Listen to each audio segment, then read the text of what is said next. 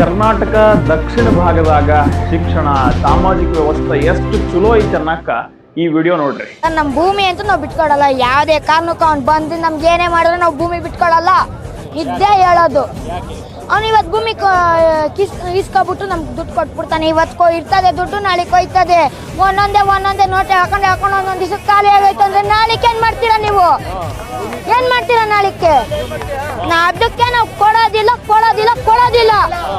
ಆ ವಿಡಿಯೋದಾಗಿರುವಂತಹ ಹುಡುಗನ ವಯಸ್ಸು ಬಹಳ ಸಣ್ಣದಿರ್ಬೋದು, ಆದ್ರೆ ವಿಚಾರ ಬಹಳ ದೊಡ್ಡದೈತಿ. ಬಿಡದಿ ಟೌನ್ಶಿಪ್ ಅನ್ನ ವಿರೋಧ ಮಾಡ್ಬೇಕಂತ ಹೇಳಿ ಬಹಳ ಮನಸ್ಸಿನಿಂದ ಹೋರಾಟ ಮಾಡಕತ್ತಾನ ಆ ಹುಡುಗ.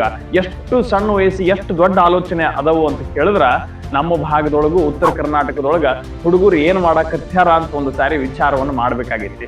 ಬಹುತೇಕ ನಮ್ಮ ಉತ್ತರ ಕರ್ನಾಟಕದ ಹುಡುಗರು ಇವತ್ತಿಗೆ ಸಣ್ಣ ವಯಸ್ಸಿಗೆ ಸರಾಯಿ ಮತ್ತು ಗುಟ್ಕಾ ಈ ತರದ ದಾಸರಾಗಕತ್ಯಾರ. ಜೊತೆಗೆ ಅಶ್ಲೀಲ ಜಾನಪದ ಹಾಡುಗಳನ್ನ ಕೇಳ್ಕೊಂತ ಸಾಲಿಗೆ ಹೋಗಂದ್ರೆ ಸಾಲಿಗೆ ಹೋಗಕ್ಕೆ ತಯಾರಿಲ್ಲ.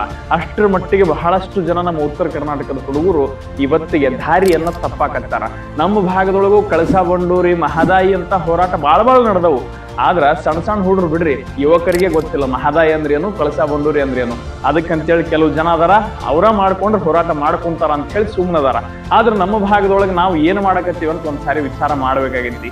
ಸೆರೆವು, ಗುಟ್ಕಾ ಮತ್ತು ಅಶ್ಲೀಲ ಜಾನಪದ ಹಾಡು ಈ ತರದ ದಾಸರನ್ನಾಗಿ ಮಾಡಿ ಅವರನ್ನ ಶಿಕ್ಷಣದಿಂದ ವಂಚಿತರನ್ನಾಗಿ ಮಾಡಿ ಮುಂದೊಂದು ದಿವಸ ಅದ ಕರ್ನಾಟಕ ದಕ್ಷಿಣ ಭಾಗಕ್ಕೆ ದುಡಿಯೋದಕ್ಕಾಗಿ ಹೋಗುವಂತ ಪರಿಸ್ಥಿತಿ ನಮ್ಮ ಉತ್ತರ ಕರ್ನಾಟಕದ ಎಲ್ಲ ಯುವಕರಿಗೆ ಮತ್ತು ಸಣ್ಣ ಮಕ್ಕಳಿಗೆ ಬಂದ್ಬಿಟ್ಟತಿ. ಇದಕ್ಕೆ ಕಾರಣ ರಾಜಕಾರಣಿಗಳು ಮತ್ತು ನಮ್ಮ ಸಾಮಾಜಿಕ ವ್ಯವಸ್ಥೆನೋ ಅಥವಾ ನಮ್ಮ ತಪ್ಪೋ ಗೊತ್ತಿಲ್ಲ. ಇದು ಮಾತ್ರ ಸತ್ಯ ಐತಿ. ನಾವು ನಮ್ಮ ಉತ್ತರ ಕರ್ನಾಟಕದ ಮಕ್ಕಳಿಗೆ ಏನ್ ಹೇಳ್ಕೊಡ್ಬೇಕು ಅದನ್ನ ಹೇಳ್ಕೊಡ್ಬೇಕಾಗಿತ್ತು, ಏನ್ ಹೇಳ್ಕೊಡ್ಬಾರ್ದು ಅನ್ನೋದನ್ನ ವಿಚಾರ ಮಾಡ್ಬೇಕಾಗಿತ್ತು.